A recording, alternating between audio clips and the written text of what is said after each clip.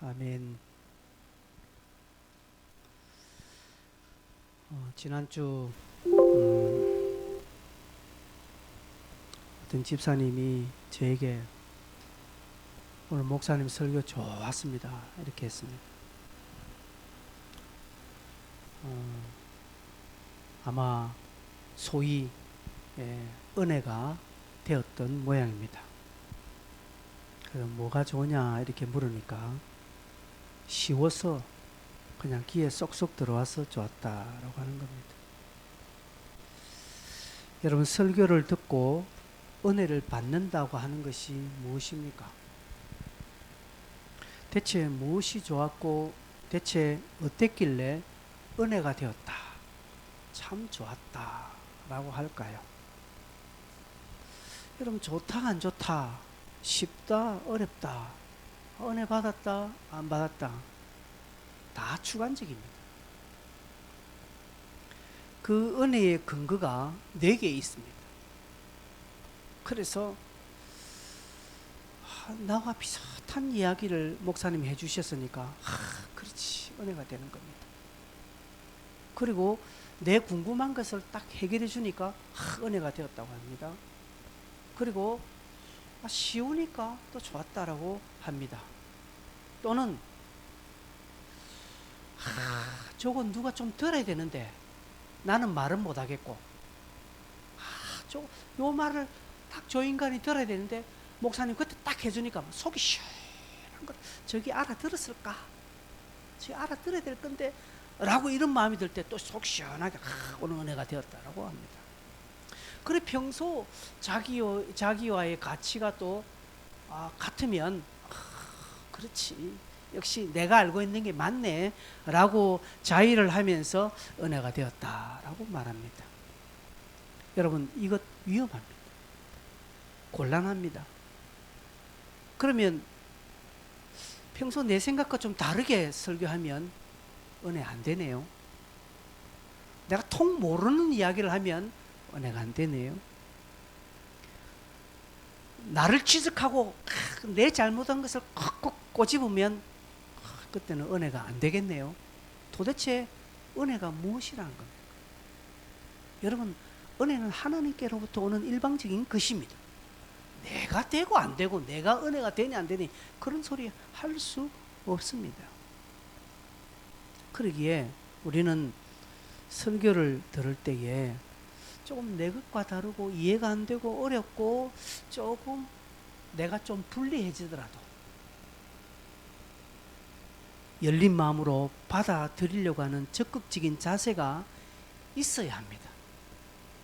그런 자세를 가진 자의 심령에 하나님이 꼭 그 설교는 아니라 할지라도 다른 것을 통해서 그의 심령을 만져주시는 또 하나님 편의 은혜가 그에게 임할 것입니다. 왜냐하면 같은 설교를 듣더라도 어떤 사람은 은혜가 돼요. 어떤 사람은 알아들어요. 어떤 사람은 쉬워요. 어떤 사람은 속이 시원해요. 그러나 똑같은 설교지만 어떤 사람은 못 알아듣고, 어떤 사람은 그것을 불리하게 여기고, 어떤 사람은 마음이 불편해질 수 있는 것입니다. 성경에도 그 이야기가 나옵니다. 베드로가 설교할 때는요, 5,000명 3,000명이 회개하고 형제들아 의뢰할고 라고 하며 회개했습니다. 그런데 오늘 7장 스데반이 설교를 하는데, 스데반의 설교를 듣고는 다들 이를 가고요, 결국 돌을 던지며 스데반을 죽이고 맙니다. 이런 무엇입니까? 그 설교가 잘못된 것입니까? 베드로의 설교와 스데반의 설교가 엄청 차이가 났습니까? 아니요. 베드로의 설교도 예수 그리스도가 핵심이 되고 스데반의 설교도 예수 그리스도가 핵심이 되는 겁니다. 그럼에도 불구하고 듣는 이들의 심령이 달라지니까 반응 또한 완전히 극명하게 나오는 것입니다. 여러분, 열린 마음으로 듣는 거, 겸손한 마음으로 듣는 거 대단히 중요합니다. 혹 설교가 여러분을 좀 불리하게 만들더라도 설교가 여러분을 책망하더라도, 설교가 여러분을 좀 불편하게 만들더라도 근고의 말씀을 잘 들어야 합니다. 스데반의 설교는요, 유대인들의 심기를 불편하게 했습니다. 왜냐하면 유대인들이 잘 아는 그 이스라엘의 역사를 쭉 설명하면서 그들이 믿는 그 유대교를 조목조목 반박을 합니다. 반박이라기보다도 평행선에 해당되는 가르침을 주고 있습니다. 결국 스데반은 설교 한편하고 생을 마감하는 그런 인물이 되었습니다. 여러분, 우리 또한 그럴 수 있습니다. 설교 한편 듣고요, 교회 안 나갈 수 있습니다. 저희 부친이 그랬습니다. 예전에 제가 어릴 때 하도 제가 교회 한번 가자고 해서, 그래서 저희 아버지가 교회 한번 탁 나왔습니다. 그때 목사님이 헌금 설교를 너무 강조했어요. 헌금. 저희 아버지 그때 그 이야기 듣고 돌아가실 때까지 교회 안 갔습니다. 어떻게 또 하필 그날 목사님이 그 설교를 하셨는지, 반대로 하필 그날 우리 아버지가 오셨는지 모르겠습니다. 여러분, 오늘 하필 오늘 제가 이 설교를 할 수가 있고, 여러분 하필 오늘 이 설교를 들을 수 있습니다. 누구 잘못도 아니고 우연도 아니고 재수도 아니고 하나님 뜻으로 알고 열린 마음으로 지혜로운 자가 되어서 근고의 말씀을 잘 들으시기를 꼭 바랍니다. 그래서 오늘 설교는 좀 어려울 수 있습니다. 왜냐하면 스데반의 설교가 어려웠어요. 스데반은 세 사람을 덜먹입니다. 아브람, 두 번째 요셉, 세 번째 모세입니다. 물론 저 뒤에 보면 여호수아 이름도 나오고 다윗 이름도 나옵니다. 그러나 그들을 설명하는 건 아닙니다. 그런데 그의 설교에서는 아브라함을 설명하고 요셉을 설명하고 이야기하고, 그런 모세를 설명하면서 특별히 이 유대인들이 여기고 있는 굉장히 어깨 힘주고 자부심을 가지고 있는 그 선민주의, 그리고 유대 민족의 그 우수성을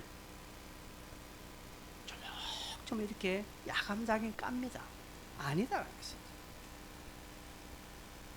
특별히 유대인들은 자기 민족의 우수성을 이야기할 때 항상 이 세 사람을 꼭 들었습니다. 우리 조상 아브라함, 이 아브라함이 얼마나 대단한지 모릅니다.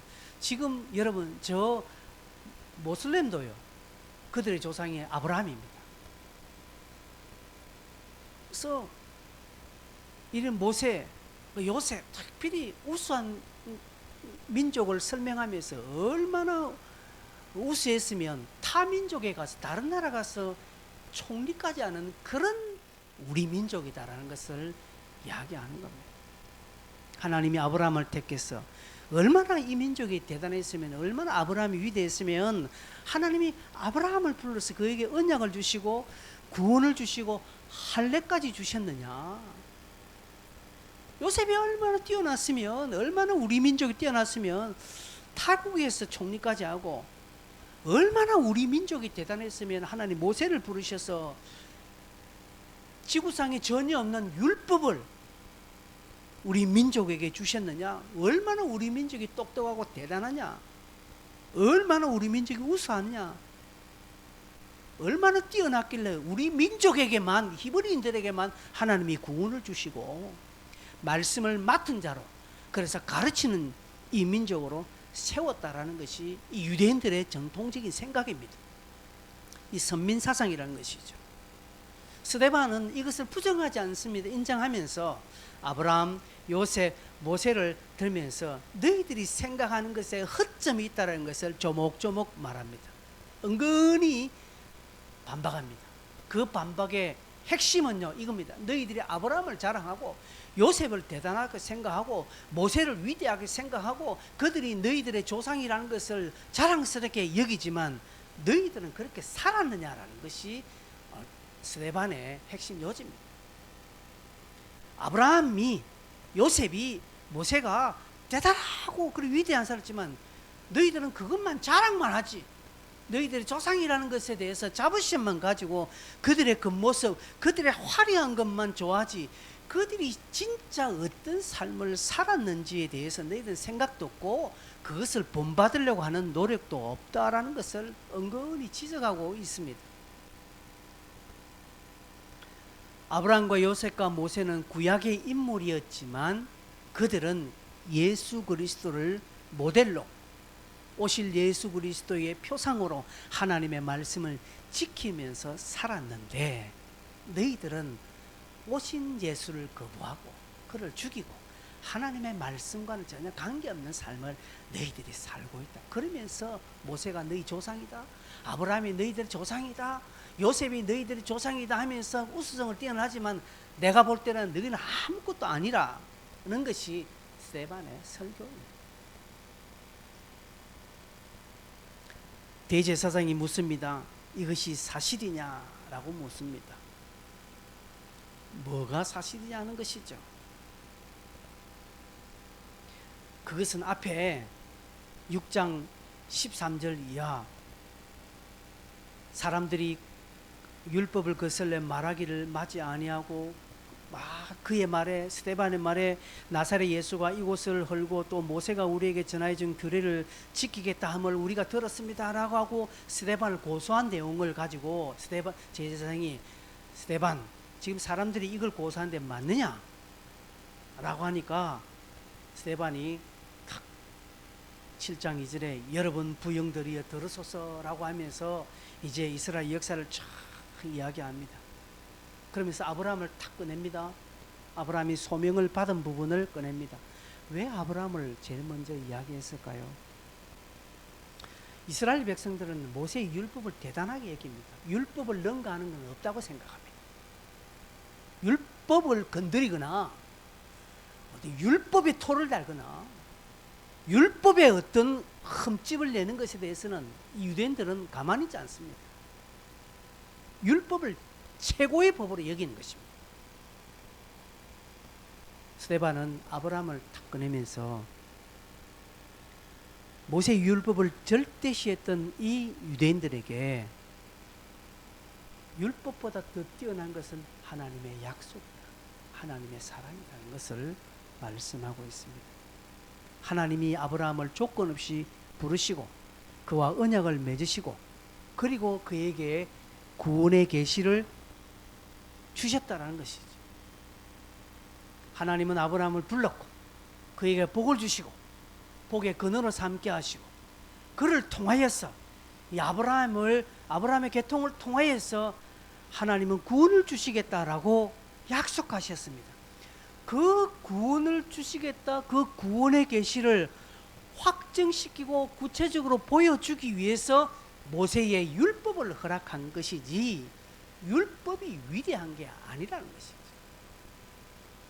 아브라함의 믿음 아래 거하는 모든 자들에게 이 율법을 통로로 주신 것이다는 것이죠. 그래서 율법을 전부라 여기지 말고 율법이 모든 것이라고 너희들 이야기하지 마라 는 것이 스데반이 아브라함을 소환한 이유입니다. 유대인들은 하나님의 언약 모릅니다. 지금도 몰라요. 저 유대인들은. 모세의 율법이 하나님의 계시의 전부로, 하나님의 약속의 전부로, 은총의 전부인 것으로 유대인들은 지금도 착각하고 있습니다. 예수님 당시에. 그래서 예수님이 성전을 헐라 내가 율법을 완성하러 왔다 하니까 유대인들이 발끈한 거예요. 말도 되지 않는 거예요. 율법을 최고의 것인데 함부로 건들 수 없고 가장 위대한 건데 이 율법을 내가 완성하기 위하여 왔다. 율법에는 이렇게 가르쳤지만 나는 너에게 이렇게 말한다. 이렇게 하니까 이 율법을 전부로 여기는 유대인들은 지금 벌벌 떠는 게 손 떨리는 거. 이게 지금 참남하다는 것이죠. 대체 이게 이 자가 누구기에 이런 소리를 하는 거라고 지금 핏대를 세우는 이유가 거기에 있는 것입니다. 스데반은 이것을 깨우치기 위해서 아브라함을 먼저 설명합니다. 율법이 없을 때 하나님이 아브라함을 부르셨고 그를 사랑하셨고 그를 구원하셨다는 것이죠. 율법과 관계없이 구원하셨다는 것이죠. 그래서 이 아브라함의 믿음 안에 있는 모든 자들에게 이 구원을 주시기 위해서 이 구원의 계시를 확증하고 알도록 하기 위해서 모세의 율법을 단편으로 준 것이지 이게 전부가 아니다라는 것이 스데반이 아브라함을 먼저 사용한 이유입니다.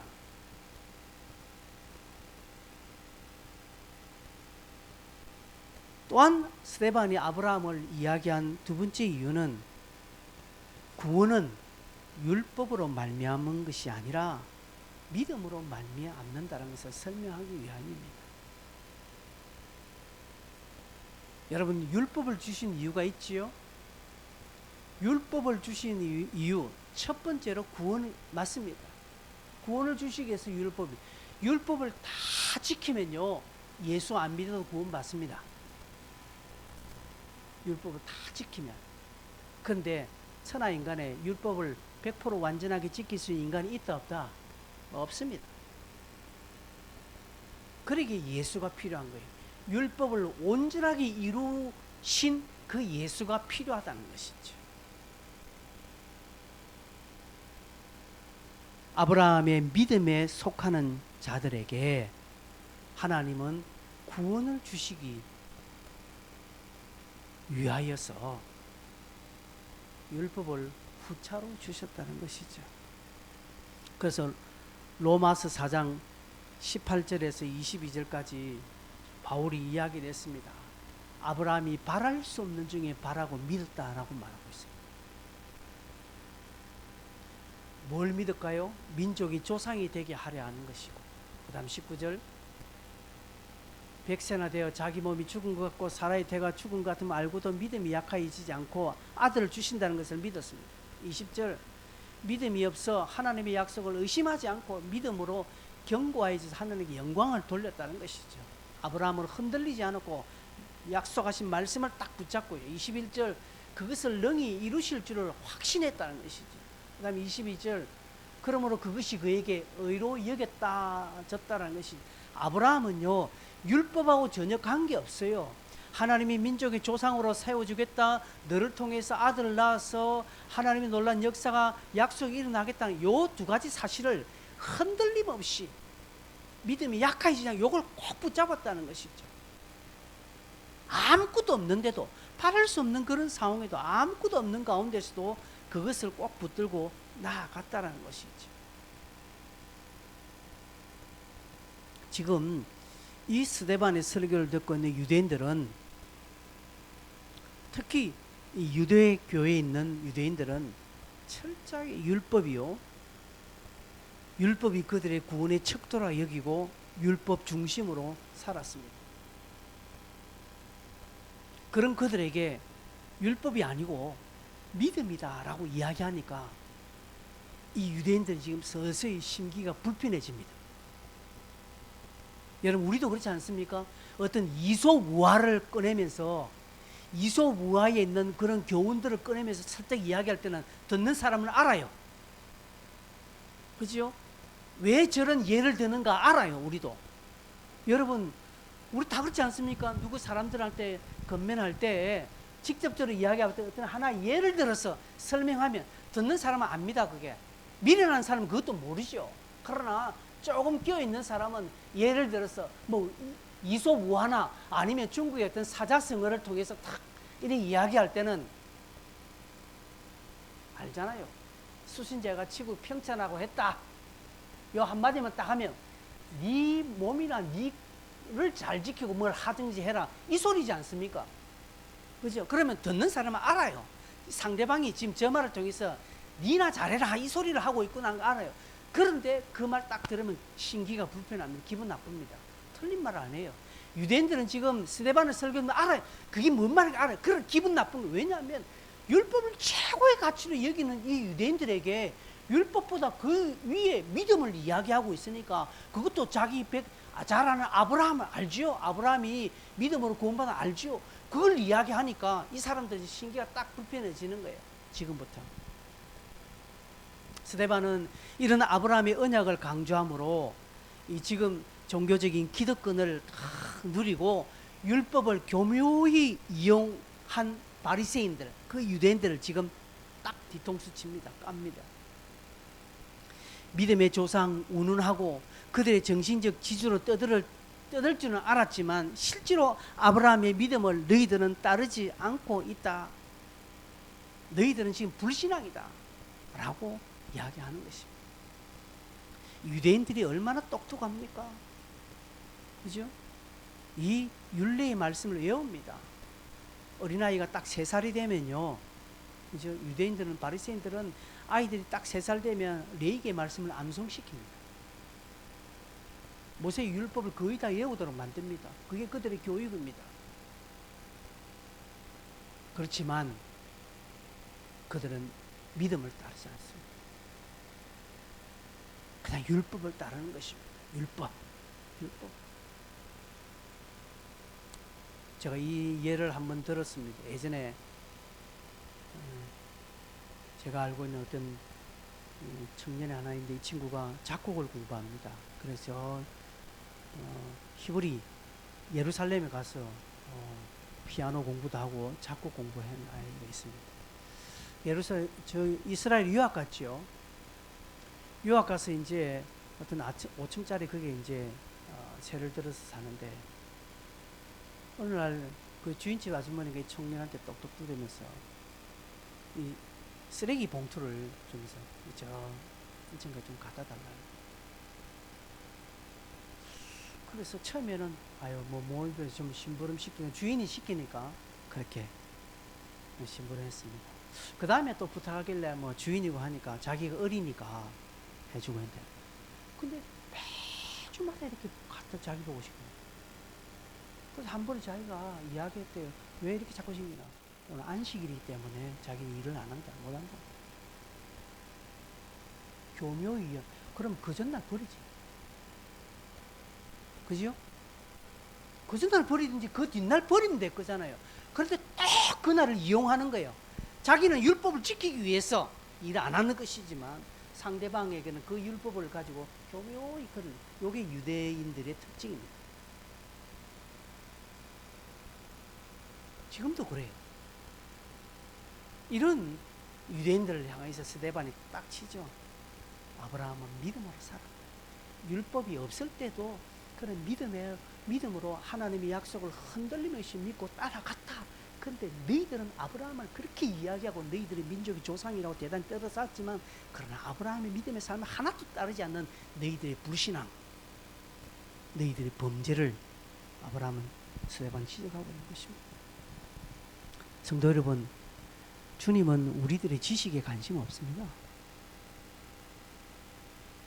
예수님은 우리가 성경을 50독, 100독 했는 거기에 큰 관심 없습니다. 성경을 쫙 깨고요, 성경 지식이 뛰어난 것, 주님이 그 관심 없습니다. 예수를 30년, 50년, 70년 믿은 거 3, 4대째, 우리 집안이 5대째 기독교 집안이다. 그런데 하나 관심이 없습니다. 우리 주님은 오늘 네가 말씀대로 사느냐, 여기에 관심이 있습니다. 오늘 네가 그 말씀대로 행하려고 노력하고 수고하고 애를 쓰고 있는가, 거기에 우리 주님은 관심이 있다는 것이죠. 사실요, 예수를 오래 믿어서 아무런 감동 없는 신앙인들이 많습니다. 저도 그렇고 여러분도 그렇고, 우리 예수, 여기 지금 앉아 계시는 분이 예수를 지금 1, 2년 믿으신 분 아닙니다. 다 제법 믿었습니다. 근데 감동 없잖아요, 솔직하게. 매주마다 여러분 찬송 감동스럽게 부릅니까? 매주마다 설교를 감동 깊게 듣습니까? 내 기분에 맞으면 은혜 받았다고, 내 기분에 안 맞으면 은혜 안 받은 거예요.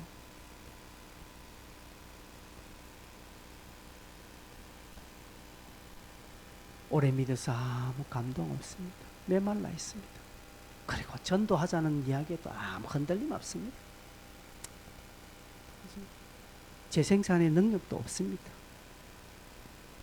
오히려 알고 있다는 것을 통해서 믿음이 약한 자들을 오히려 혼란스럽게 하는 겁니다. 여러분, 앞서 믿은 자들이 중요합니다. 왜요? 뒤이어 믿은 자들은 여러분을 보기 때문에 그렇습니다. 그래서 앞서 믿은 여러분들이 기도하면 뒤이어 믿는 자들이 기도하게 되어 있는 거예요. 앞서 믿은 저와 여러분들이 전도하면 뒤이어 믿는 자들도 전도합니다. 그런데 내가 본 게 먼저 교회 가서 보니까 신앙의 선배들이 기도 안 하거든요. 예배도 지 맘대로 드리거든요. 기분 좋으면 교회 나오고 기분 나쁘면 교회 안 나오고, 아 나도 저래 하면 되는가 보다 싶으니까 다 그 길로 가는 거예요. 그래서 소경이 소경을 인도하게 되는 겁니다. 여러분, 이 책임이 우리에게 있는 겁니다. 지금 민저 믿은 저와 여러분들이 이 책임이 있는 거예요. 여러분, 제가 기도 안 하고 제가 엉망진창 살아보십시오. 여러분도 엉망진창으로 살지 않겠습니까? 물론 지금이 딱 그런 것 같아요. 제가 엉망진창 사니까 여러분도 지금 엉망진창 사는 것 같아요.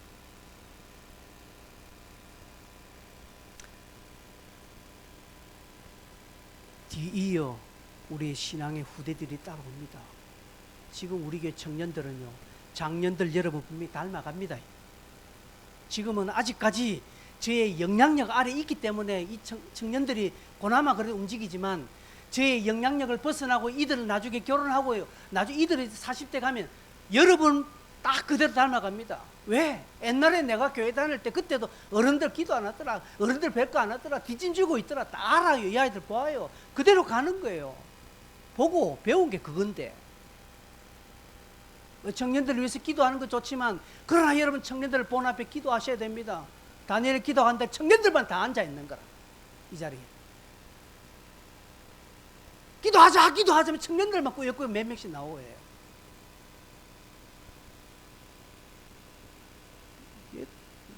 이게 안 되는 거예요, 여러분.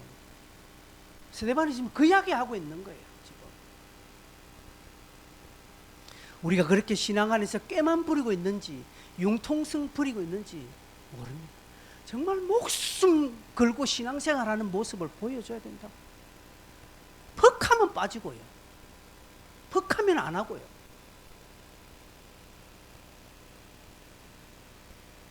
여러분, 스데반이 지금 아브라함을 덜맹이 위해서 이야기하는 핵심적인 것이 이 이야기. 그 다음 두 번째로 요셉을 등장시킵니다. 요셉은요, 억울하게 팔려갔다가, 그죠? 아주 막 그냥 미약한 가운데 인간 승리한 인물이죠. 그렇게 해서 애굽의 총리가 되었습니다. 유대나라 아니지, 유대나라도 아니죠. 그죠? 가나안 땅에 그 야곱의 아들로 그 조그만 부족의 국가도 아니죠. 그냥 조그만 부족의 고장에 70명밖에 안 되는 그 조그만 부족의 막내 아들로 그렇게 미미하게 자랐는데 이락 스타가 되었죠.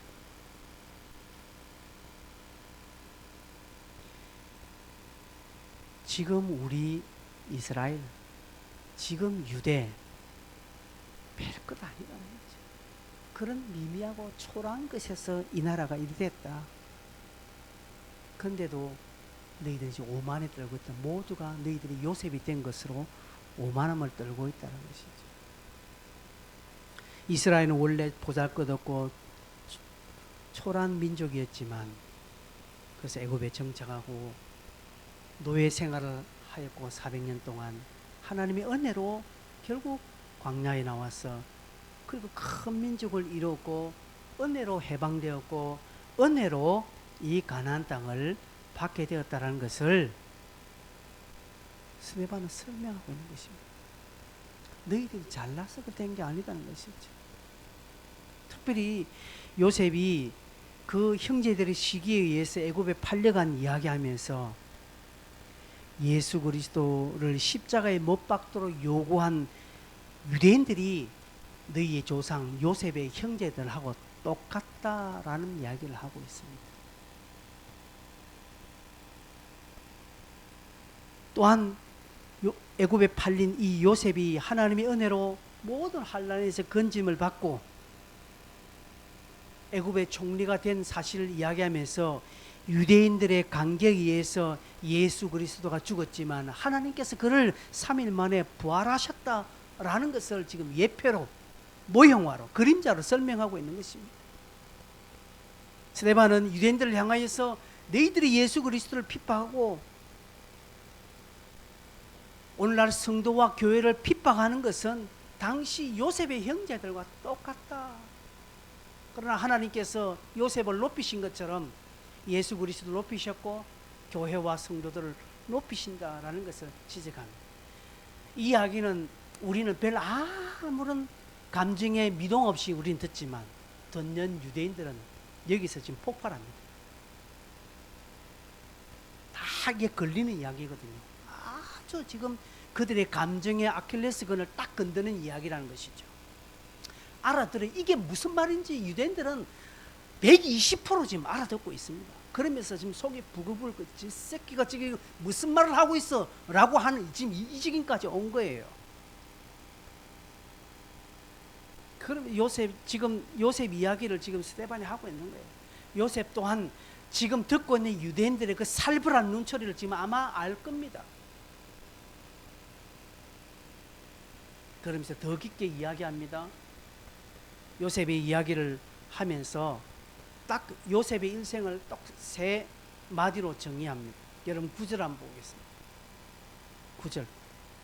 9절 보면 여러 조상이 요셉을 시기하여 애굽에 팔았더니 하나님이 그와 함께 계셔 그 모든 환난에서 건져내사 애굽 왕 바로 앞에서 은총과 지혜를 주심에 바로가 그를 애굽과 자기 온 집의 통치자로 세웠느니라. 9절 10절에 딱 세 동사가 나오죠. 시기했다, 그리고 건져냈다, 그리고 세웠다. 스데반은 요셉의 이야기를 이들이 너무 잘 아니까 뭐 구체적으로 설명하지 않지만 딱 세 가지로 하는데 시기했다, 그리고 건져냈다. 하나님이 함께 하셔서 건져냈고 그들을 세웠다는 것이죠. 형제들이 요셉을 시기해서 요셉은 큰 환난에 빠졌죠. 그런 요셉을 하나님이 건져주셨고 이방 땅에서 크게 세우셨다라는 요 내용은 이 무슨 뜻이고 무엇을 말하는지 유대인들은 잘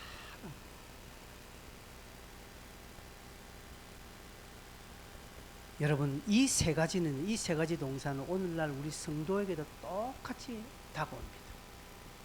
세상은 사단은 우리를 시기합니다. 시기하여서 팔게 만듭니다. 우리를 웅덩이에 딱 쳐넣도록 했어요. 그래서 팔려가도록 합니다. 이 뭡니까? 웅덩이 뭡니까? 성도들의 낙심입니다. 저와 여러분을 낙심하게 딱 만들어서 그리고 사단에 파는 것입니다. 요셉이 이야기한 그 얘기입니다. 오늘 교회도 마찬가지입니다. 오늘 성도도 우리의 신앙의 역사가 이렇습니다. 성도는 마귀의 공격으로 넘어질 수 있습니다. 우리가 잠깐 침륜에 빠질 수 있습니다. 근데 그게 머물면요 사단에게 팔려갑니다. 가룟 유다가 왜 팔려갔습니까? 침륜에 빠졌죠. 그 침륜에 빠진 것을 예수님이 몇 차례 경고해 주셨고 기회를 주셨는데 그게 머물러 있는 바람에 결국 예수를 부인하는 사단에게 팔려가는 거예요. 사울이 왜 그렇게 되었습니까? 몇 차례 사무엘을 통해서 경고의 말씀이 있었습니다. 다윗을 통하여서 경고의 말씀이 있었습니다. 자기도 알았어요. 하나님이 니를 사랑하고 하나님 나를 안 좋아하는 지 입으로도 고백했는데도 불구하고 회개하지 않는 것입니다. 엘리도 회개하지 않는 거예요. 그 사람들 특징이 뭡니까? 다 팔려가는 거예요.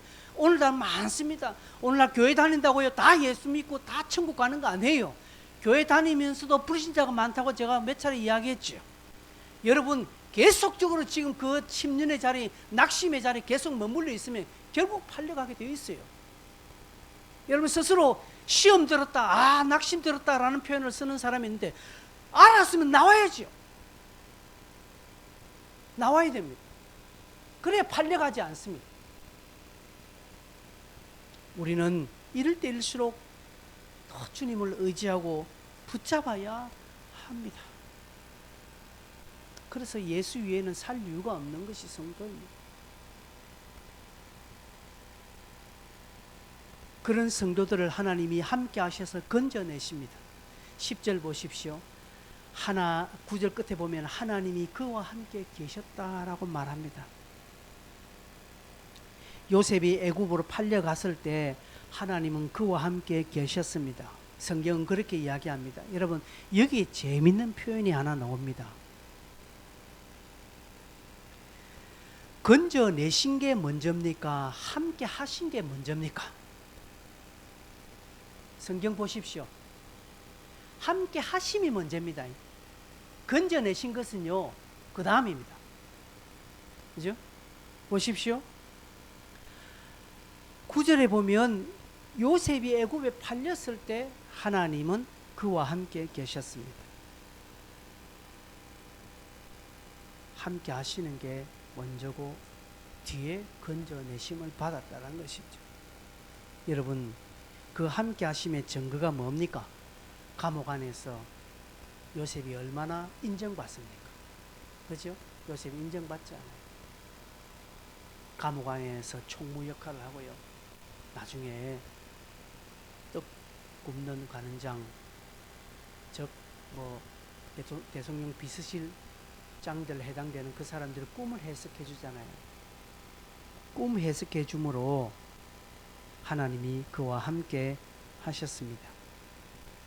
여러분, 성도들이 곤란을 당하고 환난을 당할 때 당장 그 환난을 명쾌해 주시는 것이 아닙니다. 환난 가운데 하나님을 의지하는 법을 배우도록 해주시고, 그리고 지혜 주셔서 그 환난을 잘 극복하도록 하나님이 함께 해 주시는 것입니다. 이건 지난번 설교할 때도요. 여러분, 하나님이 베드로를 구출해 주시는 게 목적이라면 애시당초부터 베드로가 옥에 갇히지 않도록 해줘야 되죠. 근데 왜 베드로가 갇히게 되고 빨리 하나님 구출해 주셨느냐? 하나님의 일이 멈추어져 있기 때문에 그렇다는 것이죠.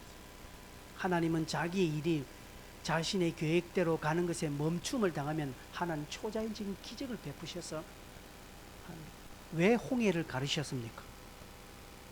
왜 홍해를 가르쳤습니까? 하나님의 일이 멈추어지면 안 되기 때문에 하나님이 홍해를 가르친 것입니다.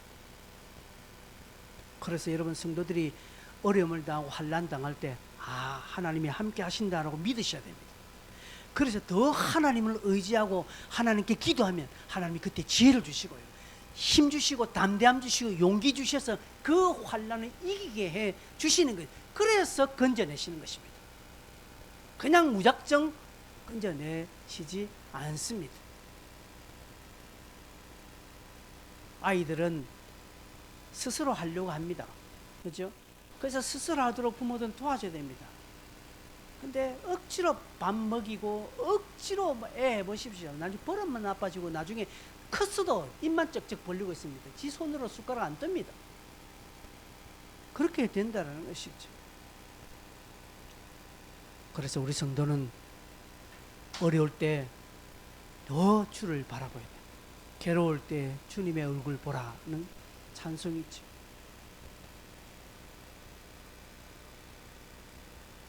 그런 마음으로 힘들 때 더 주를 의지해야 합니다. 물론 기도한다고 돈 나오지 않습니다. 기도한다고 당장 해결되는 거나 기도한다고 당장 건강해지거나 기도한다고 당장 뭔가 어찌 되는 건 아닙니다. 그러나 기도하면 돈을 얻을 수 있는 지혜가 거기서 나오고요, 기도하면 건강해질 수 있는 지혜가, 승리할 수 있는 지혜가 나오는 것입니다. 하나님은 우리에게 고기를 주시지 않고 고기를 잡는 방법을 지금 알려주시고 계신다는 사실입니다.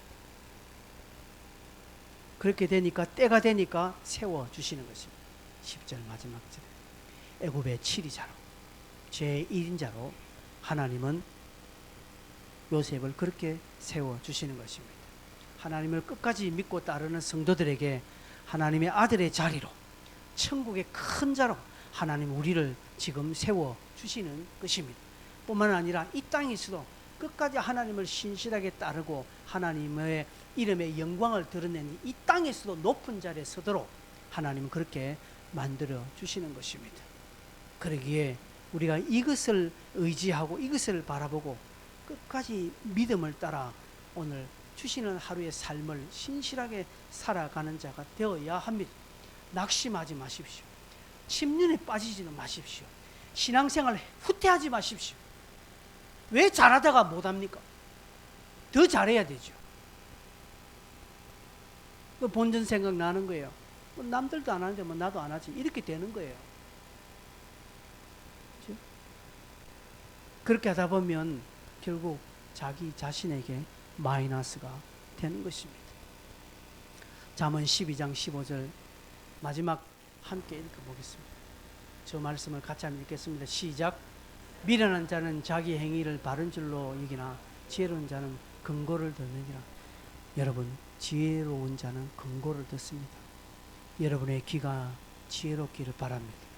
오늘 저의 설교의 핵심이 무엇인지 여러분 잘 알아듣고 왜 아브라함과 요셉을 이야기했는지, 유대인들에게 무엇을 말하려고 했는지 우리 또한 미리 알아들어서 지혜로운 자가 되어서 우리의 그 허상을 버리고 실상을 깨닫고 하나님만 의지하고 그분만 바라보는 우리 모두 되기를 바랍니다. 이 시간 같이 함께 동성으로 한번 기도하겠습니다. 말씀을 가지고